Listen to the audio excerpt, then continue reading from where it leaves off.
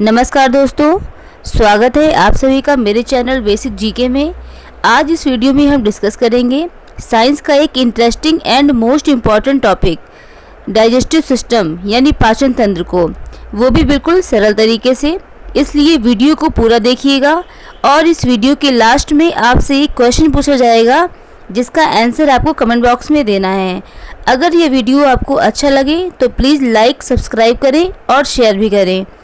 चलिए शुरू करते हैं। दोस्तों, हम जो खाना खाते हैं और खाना खाने के बाद वो खाना हमारी बॉडी में जाता है और फिर पाचन क्रिया स्टार्ट होती है।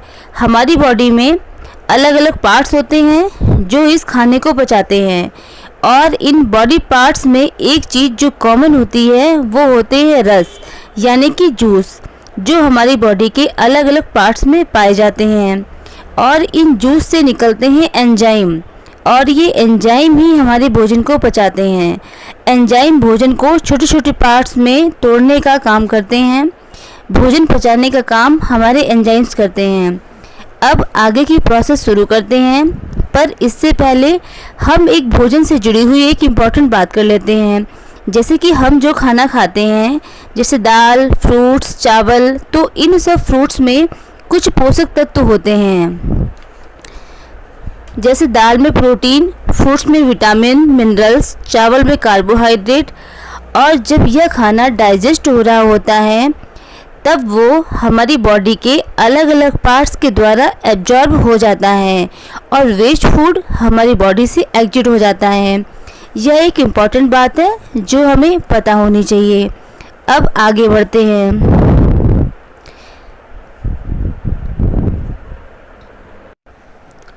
सबसे पहले हम डिस्कस करेंगे उन पार्ट्स को। तो देखिए, यह एक डायग्राम है ह्यूमन बॉडी का, और इस बॉडी के अंदर भोजन को पचाने वाले पार्ट्स नज़र आ रहे हैं।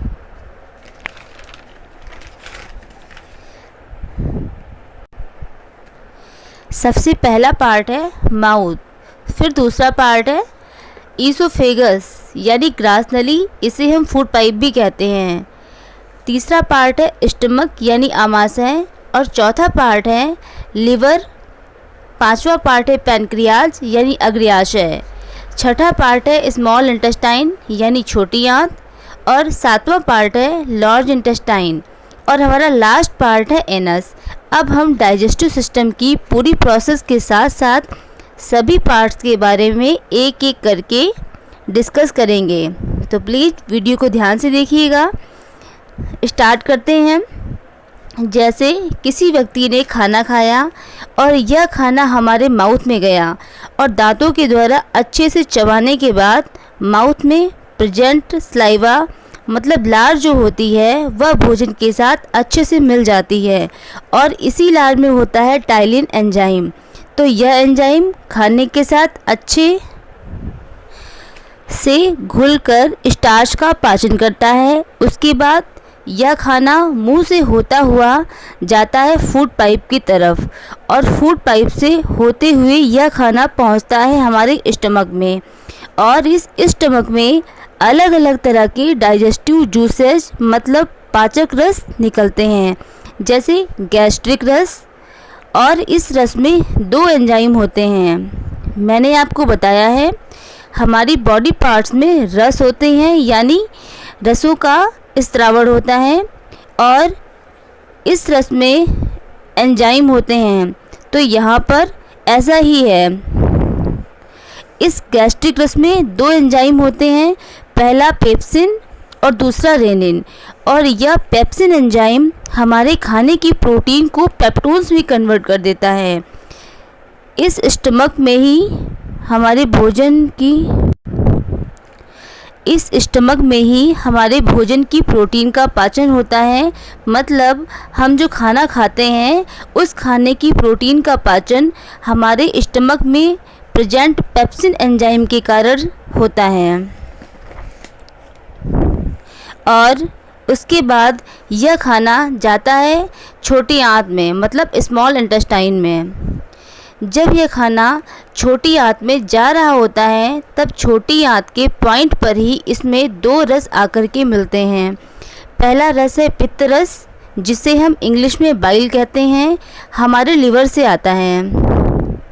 यह बाइल लिवर के पित्ताशय यानी गॉल ब्लैडर्स में एकत्रित रहता है और जब यह बाइल स्टमक से आ रहे खाने में मिलकर फास्ट रिएक्शन करता है। एक इम्पॉर्टेंट बात ध्यान रखिएगा, खाने में जो जीवाणु यानी बैक्टीरिया या जो विषैले पदार्थ होते हैं उन्हें ख़त्म करने का काम लिवर ही करता है। उसके बाद दूसरा रस होता है अग्न्याशय रस, जो आता है अग्न्याशय यानी पैनक्रियाज से।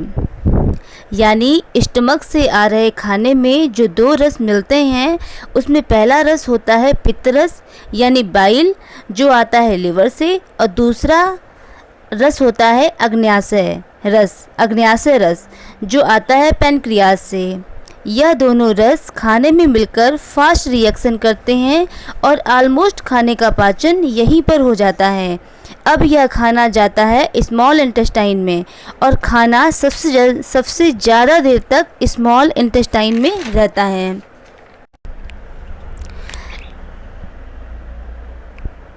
स्मॉल इंटेस्टाइन में खाना पहुंचने के बाद अब यहाँ पर स्मॉल इंटेस्टाइन की दीवारों पर बहुत सारे एंजाइम होते हैं जो पचे हुए खाने का अवशोषण करते हैं, मतलब भोजन के अंदर के पोषक तत्वों और खनिज लवणों का अवशोषण होता है। अब यहाँ पर एक इम्पॉर्टेंट बात ध्यान रखिएगा कि स्मॉल इंटेस्टाइन लगभग 7 मीटर लंबी संरचना है। अब स्मॉल इंटेस्टाइन से खाना एंटर करता है लार्ज इंटेस्टाइन में यानी बड़ी आंत में और यहाँ पर भोजन से जल का अवशोषण हो जाता है।